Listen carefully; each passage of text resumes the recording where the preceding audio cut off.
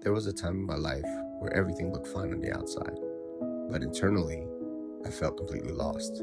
No direction, no clarity, just moving without really knowing where I was going. And if I'm being honest, that feeling is harder than people think. Because from the outside, everything looks normal, but inside, you know something's off. I remember one specific night. The house was quiet, everybody was asleep, and I'm just sitting there, thinking about everything.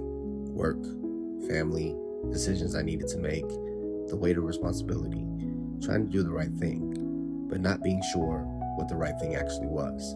And if I'm being completely truthful, I didn't feel like I had answers. Not big answers, not even small ones. It wasn't loud chaos. It was the quiet kind of confusion. The kind where nothing is falling apart, but nothing feels clear either. But that's almost harder, because when things fall apart, you react, you move, you fix, you respond. But when things are just unclear, you sit in it, you overthink, you question yourself, you start to wonder if you're even on the right path at all. And in that moment, something simple hit me. Not a full plan, not a breakthrough, just a thought. One line that changed how I looked at everything. And God said, "Let there be light." That's it. Genesis 1:3. And I started thinking about it differently. Before that moment, everything was dark. No structure, no clarity, no direction. And God didn't build everything all at once. He didn't lay out a full plan in one step. He didn't explain everything up front. He simply said, "Let there be light." And the light came first. Not the full picture, not every answer, just enough to see. And that part stuck with me because I realized God didn't start with completion. He started with clarity. That's when it truly clicked for me. I wasn't stuck because everything was wrong. I was stuck because I didn't have clarity.